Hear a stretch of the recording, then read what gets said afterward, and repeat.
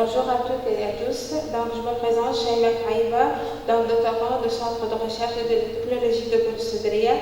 Je vais présenter mon travail intitulé Effect of Higher Temperature and Material Particle Size Description on the Mechanical Performance of a Clay Composite Filled with Expanded Perlite. Notre travail est composé en production, matériel et méthode, essai de compression de composite argile, perlite expansée, puis aussi essai de flexion et une conclusion.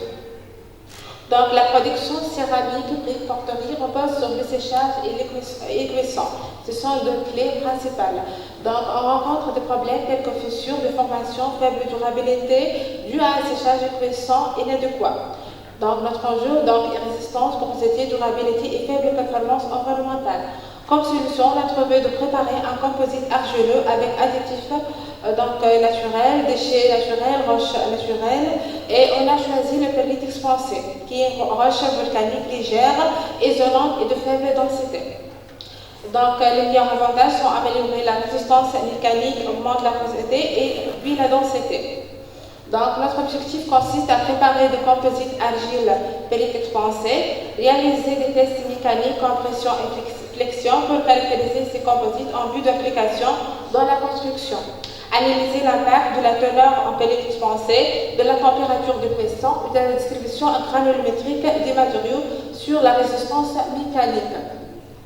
On a utilisé l'argile du Naples et on a séché au four pendant 24 heures à 105 degrés Celsius et on fait le brûlage, ensuite le tamisage à l'aide de deux tamis, avec ouverture 160 micromètres et 250 micromètres.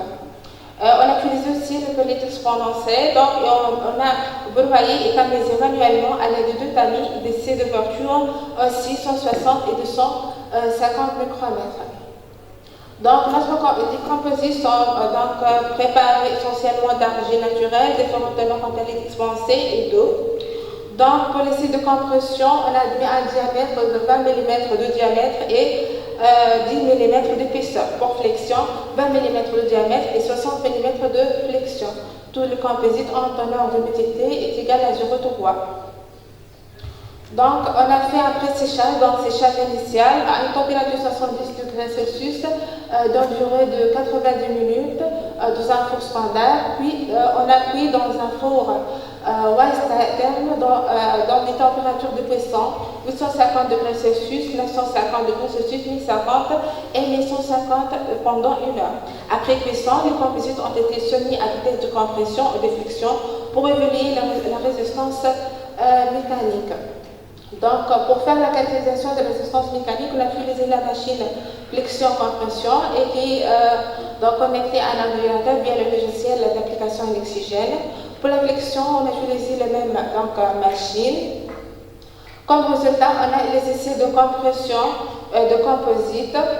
On a remarqué que la résistance de la compression augmente avec la température de cuisson jusqu'à 950 degrés Celsius, puis devenue à 1050 degrés Celsius. La cuisson permet d'augmenter la résistance mécanique en renforçant la structure et en réduisant la porosité uniquement à la température de cuisson appropriée.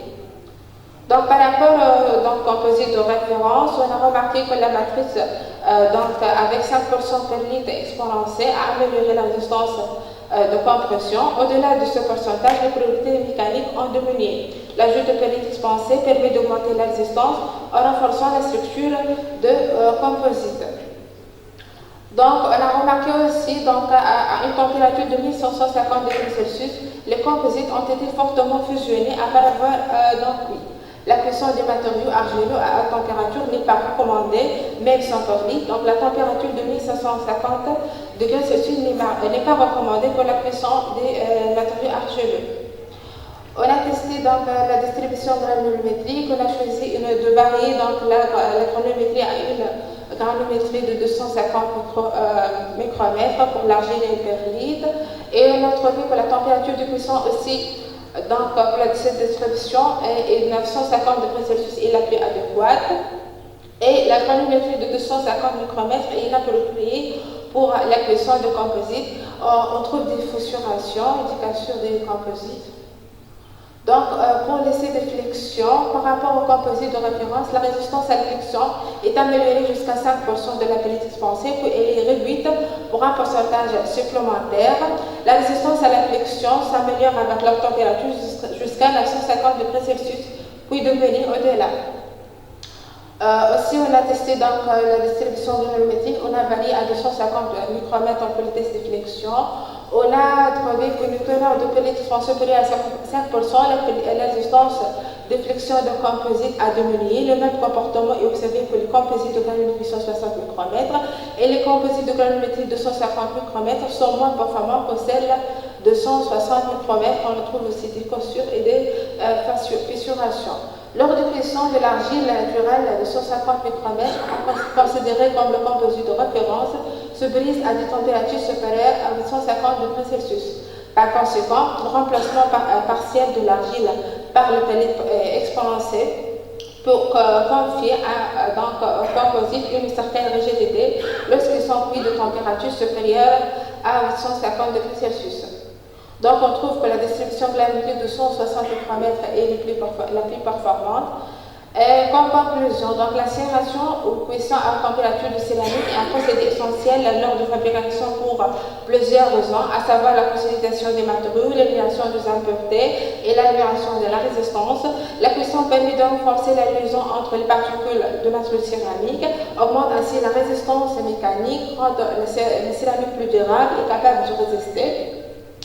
Donc, à part de propriétés mécaniques, on trouve que sur la base de propriétés mécaniques, il y a l'effet de divers paramètres influents leur état de cuisson. Le composite, donc argile avec 100% de pellite expansée préparée à partir de matériaux, ayant une granulométrie de 160 micromètres est le composite le plus adapté, qui assure des performances optimales dans la fabrication céramique à 950 degrés Celsius. Donc, le composite choisi, c'est donc argile 5% pellite expansée offre une résistance élevée, une légèreté, une flexibilité optimale, ce qui le rend idéal pour les applications impliquant des charges élevées. Merci de votre attention.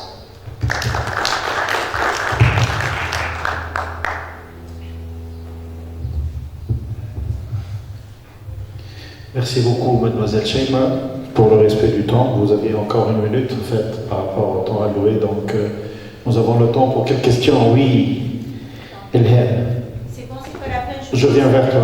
Là, c'est pas la peine. Je pense que tout le monde m'entend parce que votre micro, il est horrible. là. Voilà, il déforme en plus les voix. Merci pour cet exposé. Donc, je travaillais pas mal sur les argiles. Ma question est la suivante. La perlite expansée, pourquoi la perlite expansée? La Tunisie n'a pas de volcan, donc d'où ça vient cette perlite expansée?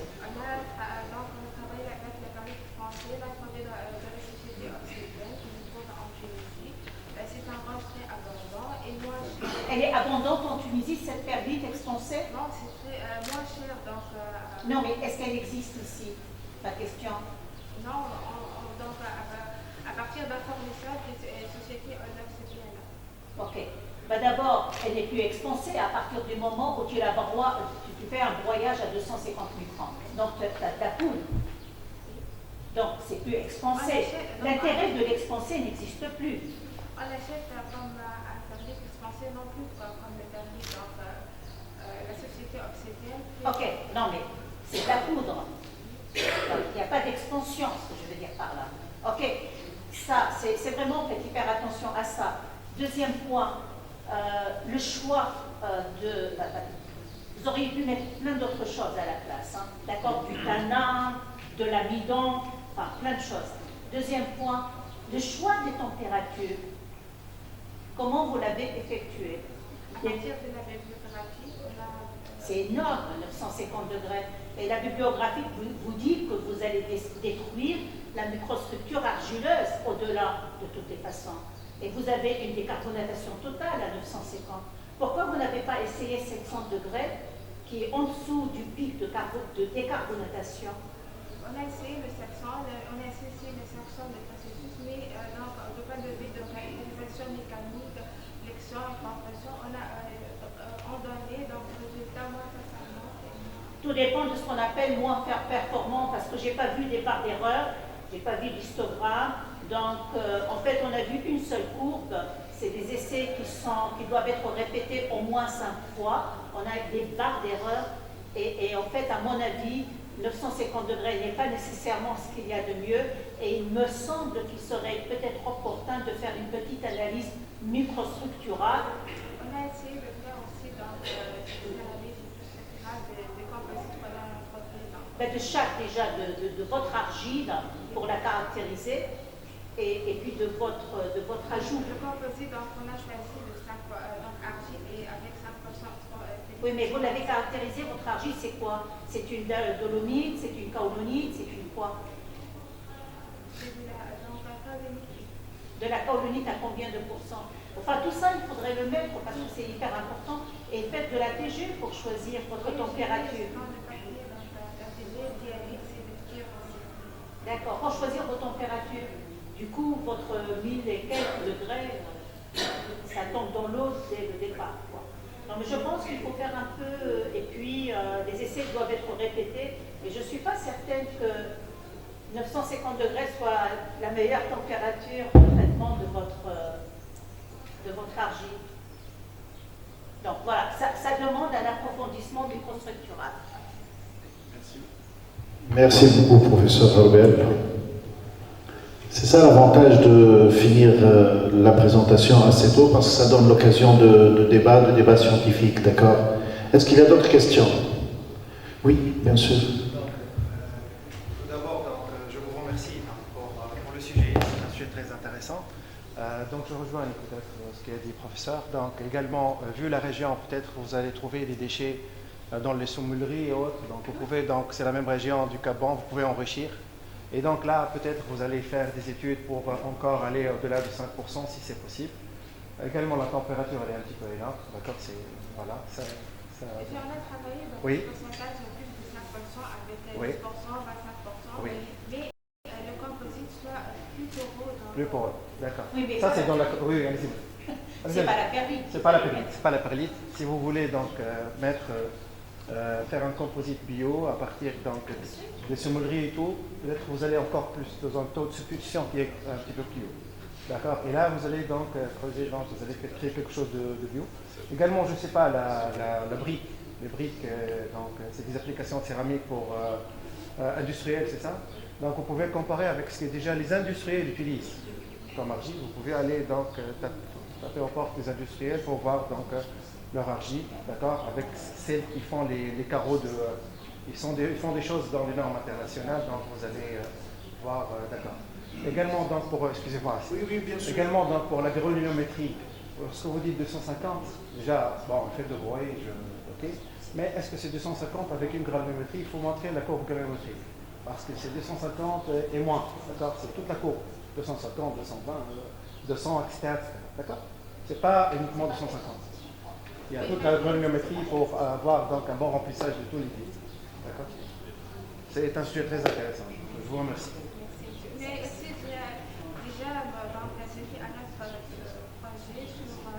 j'ai travaillé sur le bouillir de chez de vie. Très bien, très bien.